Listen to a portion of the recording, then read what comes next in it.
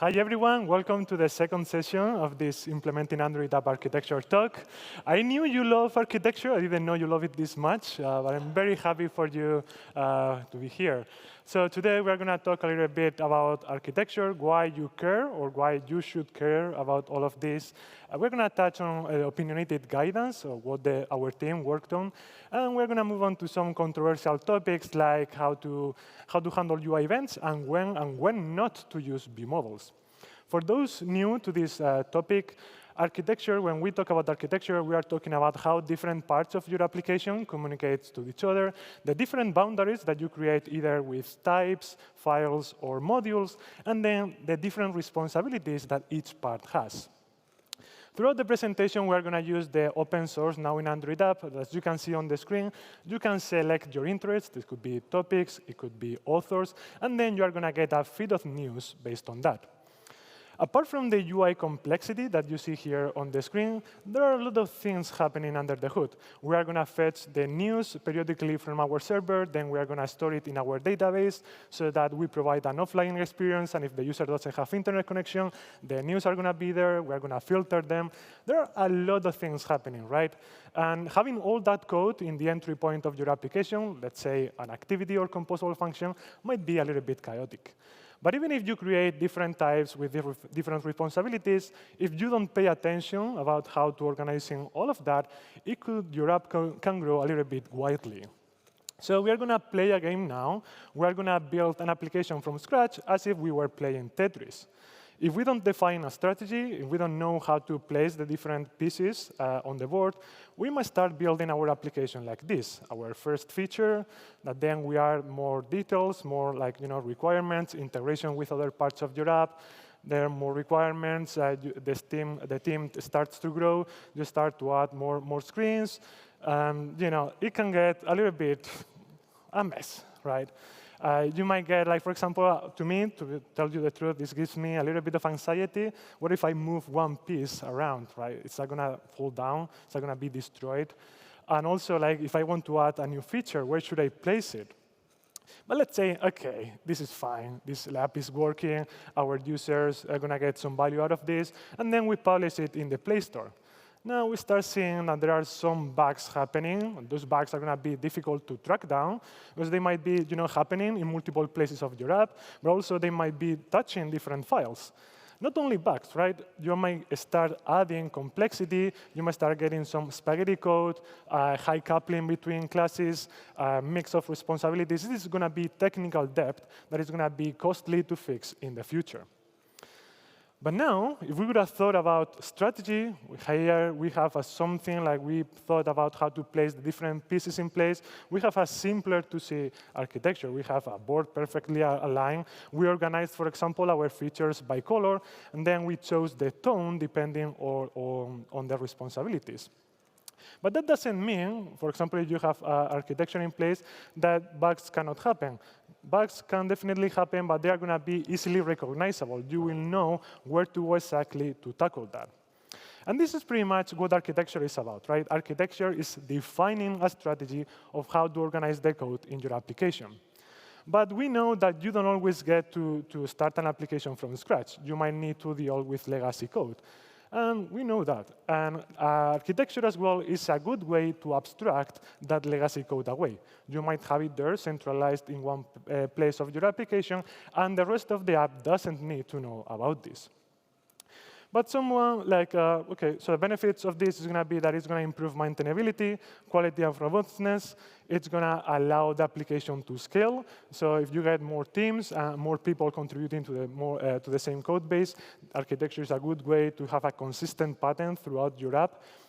Also, it's going to help with the team onboarding. Say someone new developers come to your team, they're going to be easily ramping up into the app, and they're going to get up to speed and be productive very soon. And also, it's going to be easier to test. We can see here a lot of benefits of adding architecture to your application. But someone could argue, hey, this is not feature development. This is not adding any benefits to my users. That's not true at all. Like, architecture is benefiting your users because, as we said, sure, bugs can happen, but they are going to get a more stable application. Because with a good architecture in place, bugs tend to appear less often. And then, because of that, and even if they appear, they're going to be easier to fix. And also, because your team is going to be more productive, actually, your users are going to get more features in a more timely manner. But we know that thinking about architecture can require some time. So if you need to justify this time to the rest of your company, we provide some case studies here at this URL that you can check out. For example, let's say, hey, this big company migrated to this architecture, and they got all these benefits doing that. OK, so hopefully now you are convinced that you should have some sort of architecture in place in your application. But which one? How do I start it? With the idea of helping you decide what architecture to have in place, we published this guide to app architecture. It's a very comprehensive documentation, like more than 5 pages of really detailed architecture content. And the idea is that we know that architecture is a controversial topic. People have very strong opinions. But the idea here is that we provide this guidance for the vast majority of applications with the idea of making them testable, maintainable, and scalable. And something that I really want to highlight here is that this guidance is the output of consolidating a lot of evolving patterns that emerged from the community, and we adopted ourselves as well. So you should feel part of this, because in some way or another, you contributed to this. So thank you so much for that. And the architecture that we propose is a layered architecture that it's made of the UI, domain, and data layer. We're going to go later in the talk in detail about each layer, but first I want to take a step back. As I said, this is an opinionated guidance, right? And you might not agree 100% on what we say. So now the next section is going to be about core principles, those principles that we consider essential for a good architecture, and actually we completely follow them in all the layers and all our guidance. The first principle is going to be dependency injection. We are going to use dependency injection best practices in a whole code base. So you can find more information on that in the documentation. But TLDR, if a type requires other types in order to do some work, those types need to be provided or passed as a dependency. Another one is the separation of concerns and the single responsibility principle. Try not to have very large classes with a lot of responsibilities in the same thing. It's going to be more difficult to maintain. It's harder to read. Instead, you should break those responsibilities apart and have more and well-defined types. Ideally, each type should be responsible for just one thing and accountable for what it does. Also, this is going to help, again, with maintainability, testability, and readability of the different types involved. Another principle is about scoping. Scoping is thinking for how long you want an instance of a type to live in memory. Probably you know about the view model. That's a class that is going to be scoped to a particular screen. So even if the activity recreates or configuration changes happen, you're always going to get the same instance of a view model for that particular screen. And this is a way of scoping that you don't need to worry about, because the platform is going to handle all of that for you. Another scoping that you might have in your application when, for example, creating classes, it might be something like a news repository. Imagine that our app is behind a login wall, and then whenever the user logs in, it's going to see a list of news. We can see now that news repository is scoped after the user logs in, the post-login flow. It doesn't make to have a news repository instance like lying around in memory in the login view model, right? It doesn't need to.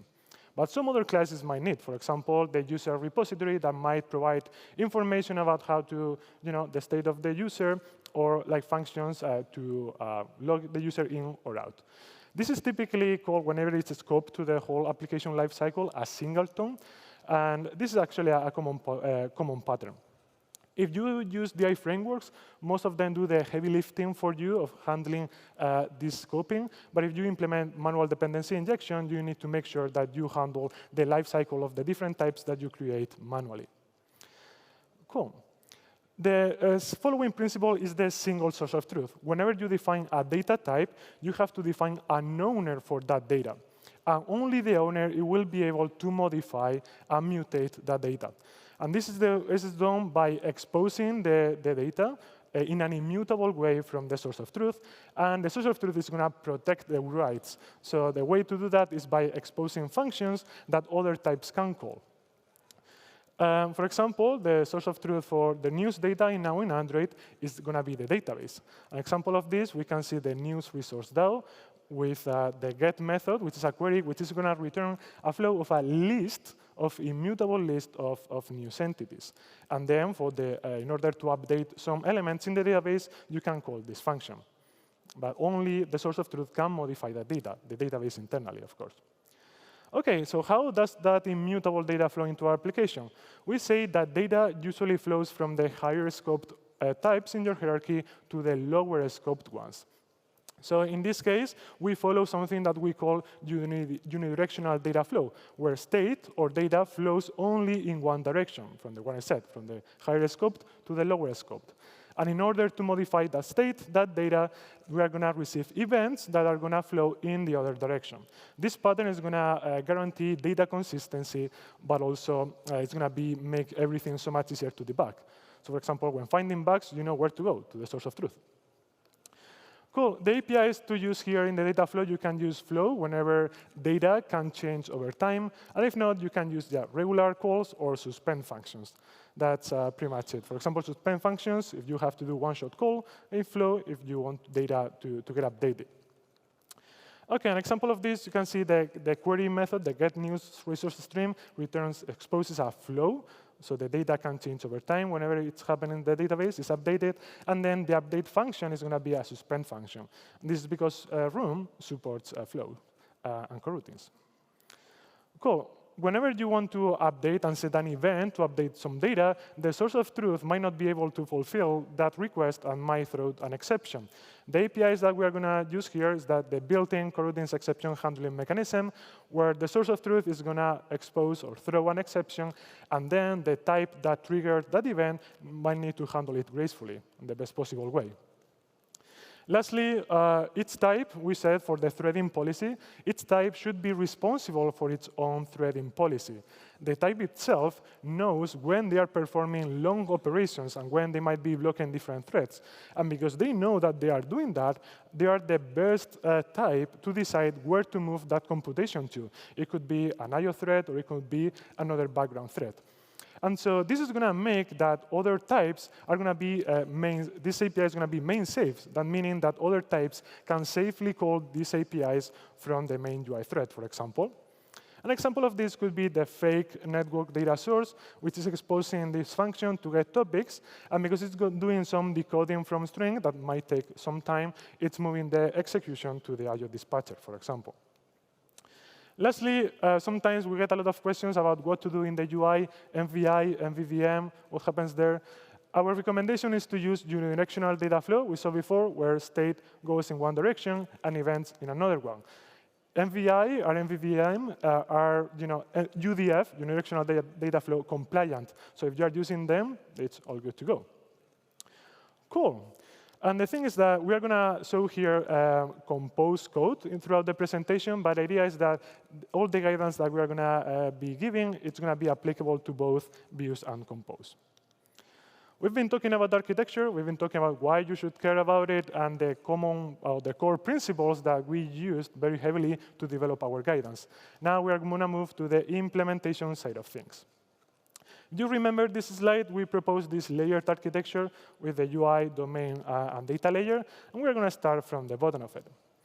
The data layer, it's going to contain application data and business logic. Business logic is what gives value to your application. And it determines how data is created, stored, and also modified. The types involved here are repositories. And repositories are going to be the entry point to the data layer. Other types that might require some input or dependencies on the data layer, they're going to inject repositories. And repositories can interact with 0, 1, or more data sources. Data sources, much like their name suggests, are going to be able to provide the data that the apps need to function. And usually, they are going to work with one particular source of data. It could be network, it could be disk, it could be something else. Repositories are going to expose the application data to the rest of the hierarchy, and it's going to centralize all the changes. Every event to modify the data is going to come to the repository, and then repository is going to decide what to do with it using business logic. Also, it might be able to resolve conflict, for example, between multiple data sources. Network is telling me one thing, my database is telling me another thing. What to do with that? I need to resolve that. Lastly, the repository needs to choose a source of truth.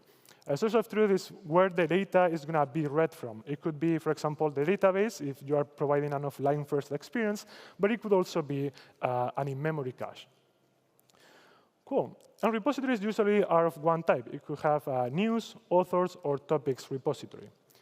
To see some code about the data layer in general, we are going to start with the local data source. Here, we are taking a news resource DAO, the database implemented with Room. We're taking that as dependency. Again, to expose some data from the data source, we are going to use Flow, because news data can change over time. And then we're going to expose the suspend function to update the news. So we can modify the news that we have in our database. Another data source that we might have in our application is the remote data source. And here, we are taking an API client or a network client as a parameter. Here, we only expose a suspend function to get and fetch some news from the network, returning just a simple list of articles. How do we combine these data sources? In the repository. So here, we have an offline-first news repository that is taking those two data sources as dependencies.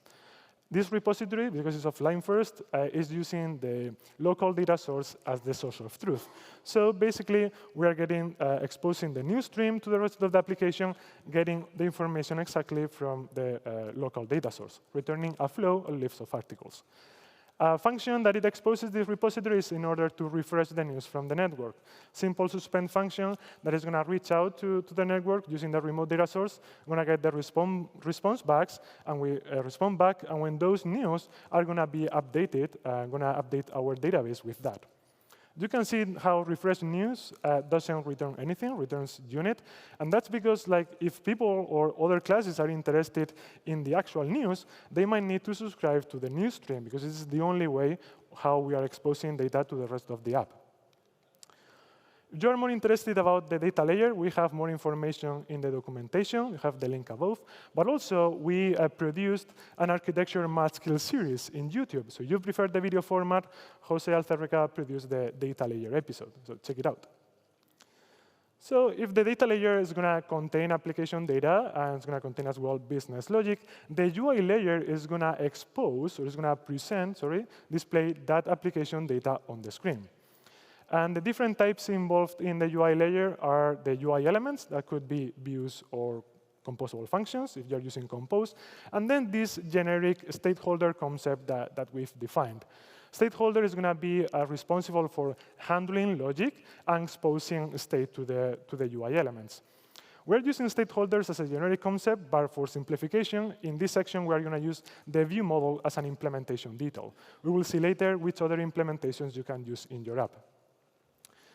Cool. If you remember this slide, we are going to use unidirectional data flow as well in the UI, where the stakeholder or view model is going to collect flows from, it's going to get the information, the application data from the data layer or the domain layer, and then it's going to transform this application data into UI state.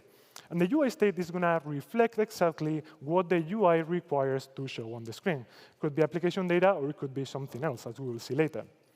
And obviously, events can happen. For example, we can get the user clicking on a button, and that event is going to be propagated down to the hierarchy.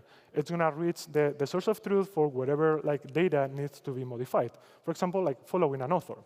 Whenever we make that change, and then the whole hierarchy gets received the event, and the data is changed, application data is going to change. That's going to come up, and then the UI state is going to be transformed again, modified, and the new data is going to be displayed on the screen. To do that, we are going to expose the UI state from the stakeholder using an observable data holder type. That can be a state flow, live data, or Compose state APIs. The good thing about UI state, as we said here, because the UI is going to collect it, it's immediately going to reflect those changes on the screen.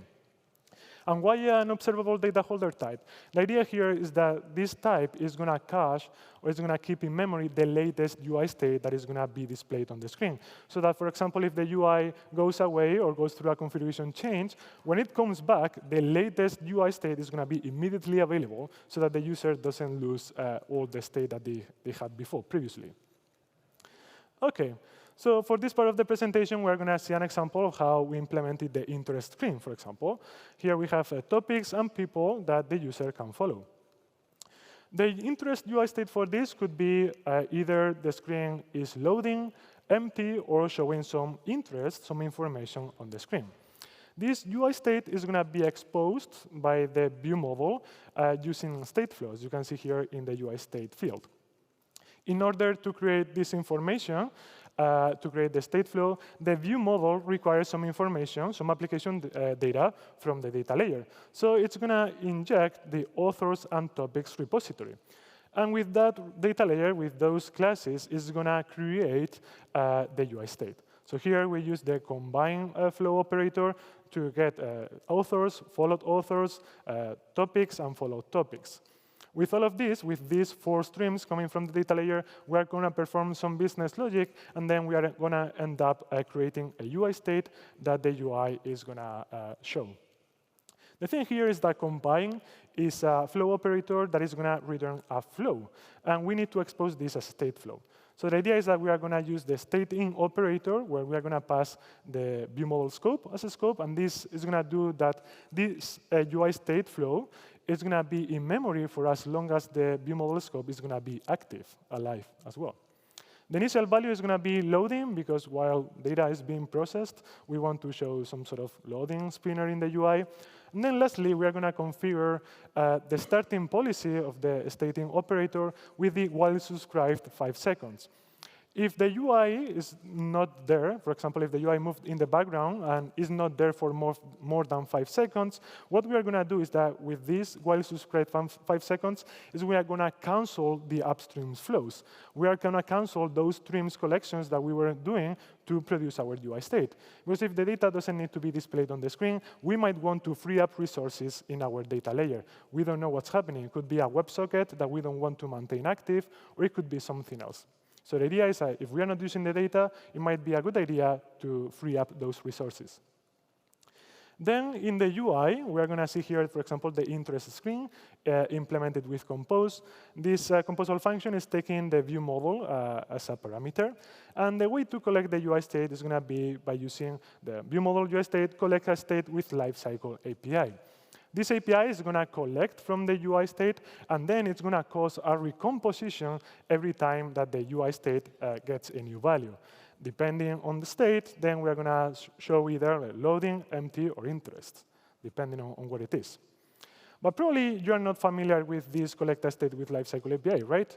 And that's because that's a new API we released last week in this new artifact lifecycle runtime compose API. Apart from collecting from the state flow, what this is going to do is to cancel that collection whenever the UI is in the background. So it seems like the perfect combination to use with stating while subscribed. So these 2 APIs are going to make you not waste resources whenever the UI is not being displayed on the screen. So collect a state with lifecycle in the UI layer, in the UI elements, and then produce the UI state in a reactive way using the stating operator. Cool. For more information about the UI layer, have also the documentation or this other video created by TJ Ahonsi. Cool. Now, next is going to be UI at scale. Before, I simplified my whole section because I said now we're going to use view models and let's forget about stakeholders for a second. Now we're going to look at that. I said that stakeholder responsibilities are going to be handling logic and exposing state. But things are not as easy and as simple as they might seem here. Whenever we are talking about logic, if we look closely, we have business logic, as we've seen before, for example, following an author.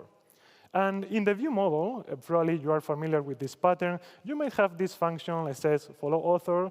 I'm going to create a coroutine using view model scope, and then I'm going to delegate this business logic call to the data layer, because the data layer is going to be in charge of managing all that data for you. But then apart from the business logic, there is another type of logic that we should be very aware of, and that's the UI logic. For example, retrieving messages to show from resources in the UI, or deciding whether this message I show it in a snack bar or in a toast, navigation logic, where to navigate depending, for example, on my screen size, and permissions. All of that belongs to the UI. An example of this could be some logic interest screen, where some logic is about, hey, given my UI state, what should I do with this? And then if empty is what we got, then doing something like a lookup in resources to get the actual string that we want to display on the screen, that's also considered UI logic. When it comes to state, again, we have multiple states, the type of state that we need to be aware of. We've seen one, which is the screen UI state. This is like what the UI needs to fully render information on the screen. And then we have another type of state. That is the UI element state. This is the state that you can hoist out of composable functions. For example, scaffold state, snapbar host state, or the lazy list state. An example of this could be a snackbar host state that we will use later. It contains some internal snackbar data, and then logic to show some snackbar on the screen. OK, so we have a couple of types of logic and state. How do relate to each other? Can we visually see all of that? So here we have the data layer. And in the data layer, we are going to expose application state that is going to be fed into the UI layer. In the UI layer, we are going to apply some business logic to produce our UI state, as we said. Like that combined with all the flows that we had was business logic required. Then the UI state, we are going to apply UI logic.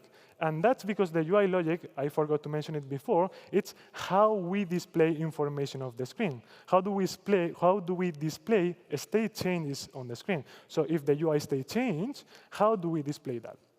Then the UI logic is going to be doing some logic, some stuff, and that's going to be reflected in the UI element state. So this is pretty much the data, the UI production and consumption pipeline that we might have in our applications. OK, so given this logic and given this state, what do we do with that? What do we do with that logic? Where do we place it? Where do we hoist that state? Where do we place that state? When it comes to logic, I usually ask myself, should this logic continue after a configuration change, or should it be canceled? For business logic, it makes sense that it continues. Imagine like the user is refreshing the screen or fetching new data or following an author. You don't want to cancel that operation after a configuration change, for example. And the right API or the right implementation for this logic to live, it's going to be in the architecture components view model class. So you might have a class in your application that is going to implement the view model type. And then what to do with UI logic? Should that continue after a configuration change? Well, the answer is no, because the UI might be completely different after a configuration change, right? So for example, if the user changes the locale and we were showing some messages on English, now we might need to change that and load the Spanish resources, for example. Or let's say if we were showing some information of the screen size changes, and now we are able to fit more elements, we might need to change what to do. So where do we place this UI logic? So the first option, probably the easiest one, is to have that logic in the UI itself. But if we know that logic can get complicated, you might need a lot of responsibilities, and sometimes we might want to have the UI just to display UI elements. So an alternative here is to create a plain class that is going to be delegated to all that logic to it. The good thing with the plain class is that it's going to be scoped to the UI. It is not going to survive configuration change. After, for example, a rotation or activity recreation, the plain class is going to be created again, a new type every time the activity is recreated. What about state? For the screen UI state, we said that we require some business logic in order to create it, so the natural place for it would be to hold it in the view model class as well. We've seen the pattern before in the previous section. But what about the UI element state? Where do we have to host them? Do we have a recommendation? The idea is to put them as close as possible to where they are needed. So imagine if we need this hoisted state to perform UI logic, then we are going to have it in the UI itself or in a plain class. If we need that state to influence somehow the business logic, then you can hoist it up to the view model class. It depends on the use case. OK, back to the diagram we had before. Now it makes sense, and we can define that the first two boxes, the business logic and the UI state, is going to be present in the view model class. And then the UI logic and the UI element state could be in the UI itself or in a plain class. What does it mean? Like, depending on the UI, you might have a state holder implemented as a view model, or even you might also have a plain class. You might have both. You might have just one. You might have just a plain class, or even probably nothing. Depending on the complexity of the UI, you might require different types of state holders. So view model, we have these responsibilities assigned to them because they survive configuration changes, and that's a pro of this API. And because of that, be mindful, do not hold any references of lifecycle-ready APIs there. That could create leaks. For example, don't hold resources or context there. That's going to create problems down the line. And the good thing about view models as well is that they integrate perfectly with the navigation component. So view models are going to be kept in memory, or they are going to be cached, as long as the destination is going to be in the backstack. So for example, whenever you have a bottom bar and you quickly swap between different screens, the data is instantly available. And that's because the view model is already cached for you. But view models have their cons as well. The thing is that they cannot be used in reusable pieces of UI. So and that's because it's scoping, because it's scoped to the screen, as we saw before. So if you have, for example, like a form UI that you want to reuse, or a chip group, don't have view models to handle the complexity of the UI. Instead, we'll see later you need a plain class to do so. So the best practice is to use view models either at screen level or navigation graph level, meaning it could be in activities, fragments, or destinations of a navigation graph. That also applies to Compose. Whenever you define a plain class to handle the complexity of the UI, it's likely going to contain UI logic and hoist UI element state. We will see an example of this later. The pro of this is that because they are scoped to the UI, they can hold references to lifecycle-related APIs. And they are recommended for handling the complexity on these reusable UI components, as I said. An example of this, we've been seeing a lot of view models in the presentation, so I don't want to spend a lot of time on this. Screen UI state, it's going to expose it in that way, and then it's going to handle business logic. It probably will delegate some calls to the data layer. And as you can see, it extends from the actual architecture components view model type. Something more interesting might be the YesNACApp state. This is a plain class state holder that is going to manage the complexity of the YesNACApp composable function. You can find this composable function and this class in the YesNACApp compose samples. This is a new application that we have there. As dependencies, this state holder is hoisting state from the UI, so it can take scaffold state and the nap host controller as a dependency, and also the lifecycle-related APIs, resources, in case it needs to format some string to have it ready to be displayed on the UI.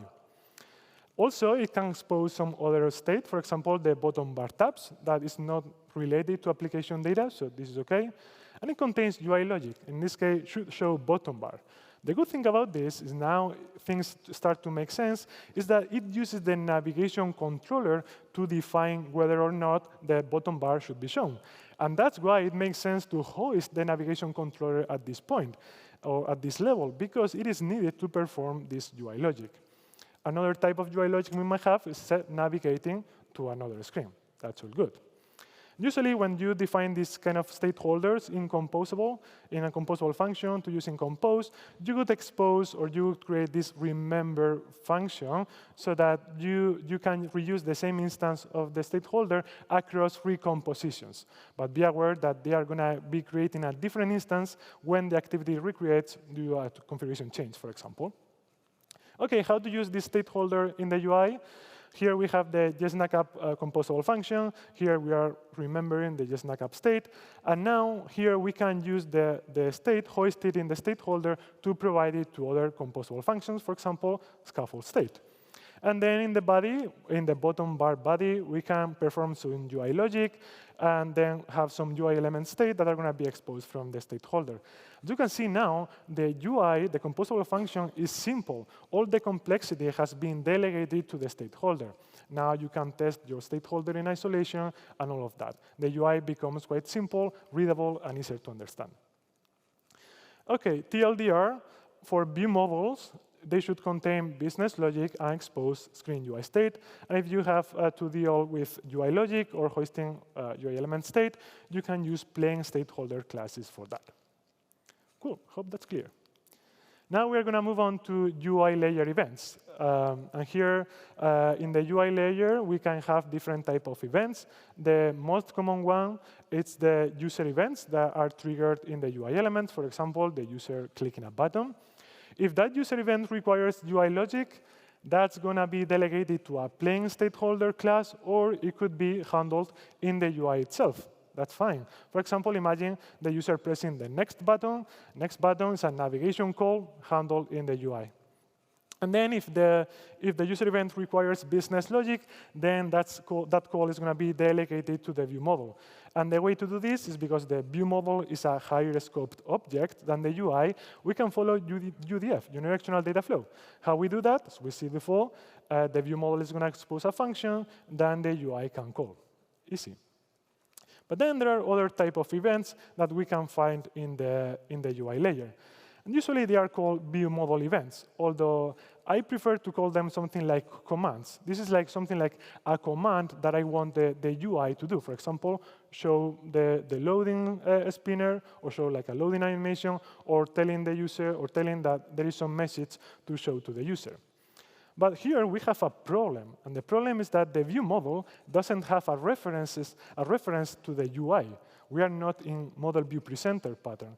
We don't have a reference, but also, even more importantly, we don't even know if the UI is there. The UI might be in the background. So how can we guarantee that the view model can deliver the event properly, and it's going to be consumed by the UI? The approach to do this is that to guarantee that, we are going to handle the event immediately in the view model, and then we are going to cause a state update so that the UI can reflect the new changes on the screen. And why are we doing this? Let's try to imagine, like in a more abstract way, how to think about this. Events happen in time. We don't control how events are propagated or how they originate. They could happen now, like we don't know, right? We are not in control. So this is like we are trying to model something that can happen in time. And the more time we handle that in-flight event in our application, the more difficult it's going to be to guarantee the delivery and the processing. However, instead of events that can happen, we have state.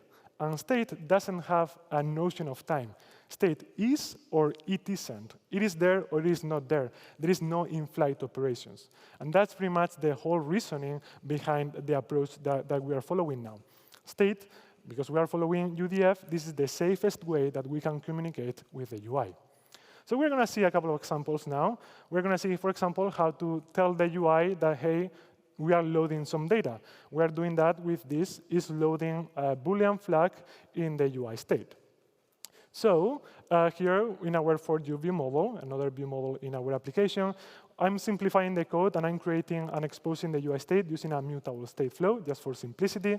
And whenever we get a call to fetch news, that could be triggered by the user, but it might not. It could be something that our logic requires. Then we're going to update the UI state and say is loading equals true.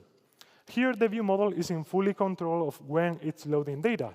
And so whenever the data comes back or does whatever it needs to do, then we can set the is loading equals false. So the UI at this point, we know how we consume the UI state with the collect state with lifecycle. We can say if it's loading or not, then we're going to show the loading indicator. There is nothing else to do here. But there are other events that are more complicated and might require a little bit of a back and forth. And this is, for example, when showing user events on the screen. Here, we have a user message that we have modeled here in our UI state that is modeled as a nullable int. Null because it can represent the absence of a message to show to the user. So no message shown currently to the user. And this situation, for example, it's a little bit more complicated because the view model is not in fully control of what's going on. The UI is going to show the message, but the view model doesn't know when that message is being properly received by the user. So we will see that the UI needs to communicate to the view model that that event, that the user event of the user seeing the message happened. OK. So now here we are in fetch news again, and now we have this connectivity check, right? Do we have internet connection or not? As part of our logic. If in fact, like if we don't have internet connection, that you could also consider that as an event, what we are going to do is update the UI state to say user message show no internet. Cool. And then, as I said, we are not in control on when the user is going to consume this user message. The view model is going to expose this other function, user message shown, which is going to reset, is going to clear up the user message on the UI state. So it's going to set it to null. In the UI, we are consuming the UI state. If the user message is not null, it means that we need to show some information, the message on the screen. We are going to create a launch effect to show the snack bar. We saw before, show snack bar is a suspend function. It requires a coroutine that we create with launch effect. Because it's a suspend function, this line, the show snack bar line, is going to resume executing. This coroutine is going to resume executing when the message is no longer on the screen, either because the user dismissed it, because it's not interested anymore, or the message timed out. So at this point, we know that the message is no longer there, and so we can call vModel user message shown. That's going to create a new UI update, UI state update, then the for view screen is going to be recomposed, and no message will be displayed on the screen. OK. The thing to have in mind here, we've seen like this a little bit, abstract and conceptually probably like difficult to grasp, is that we are not telling the UI what to do exactly, right? This is a bad practice. Naming is important. Show loading spinner shouldn't be there. Snack bar message is too detailed. And navigate to login screen, like it might not even be a navigation call, right? So this is telling the UI exactly what to do. But we don't know what UI is out there. We don't know if this is a tablet, or this is a Wear device, or this is a foldable. And because of this, the view model, that's the point, right? You don't tell the event. You don't tell what happened to the UI. Instead, we're going to remove this, remove it from our memory and our mind, and we're going to expose application data. We're going to say, is loading. We don't care how that is loading is implemented in the UI. User message, we don't know if it's going to be in a snack bar or in a toast, or is user logged in. This pretty much represents what the UI is at any particular point in time. Either the user is messaged or is not. Either the user is logged in or is not, right? There is no in-flight events. Like in the previous approach, for example, if we expose the event in another way, we don't know if the user is being displayed currently on the screen or not. This is the way we can guarantee that that's going to happen. For more information about UI events, we have more documentation, and then we have the handling UI events video here as well. We get asked a lot of times, hey, can I use tunnels? Can I use mutable shared flow? And here I created, or the team created this blog post to explain why we recommend what we recommend and why other alternatives might not guarantee the delivering and the processing of the event. So keep that in mind. Domain layer, we don't have much time to cover this, but we have plenty of documentation about this, and Don recorded a pretty good video about it, so check it out if you are more interested about it.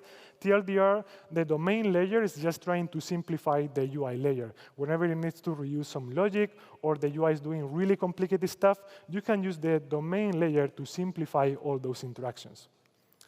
So that's pretty much it. Have the architecture guidance link, also the YouTube series if you prefer the video format, samples where all of this is implemented. You can see it now in Android, architecture blueprints, and Jet News. And as a TLDR, architecture is important. Remember that, invest in it. If you want to free up resources when they are no longer needed, use this combination of collect a state with lifecycle and create the UI state in a reactive way using the stating operator. Now you know about when to use view models or plain classes for depending on what the UI is doing, how to handle UI events, and take a look at our guidance. You might learn something new. Even if you do things differently, ask yourself, why are they recommending this? And if you think your idea is even better, maybe you can contact us, we can debate a little bit, and so that we can improve our guidance as well. We said the guidance is coming from you, so we also need your input here. Thank you so much. I hope you like the presentation. I'm going to be around tomorrow as well in the booth to answer any questions you might have. Yeah, I hope you had a great second day here at DroidCon, and talk to you soon. Bye. Thank you.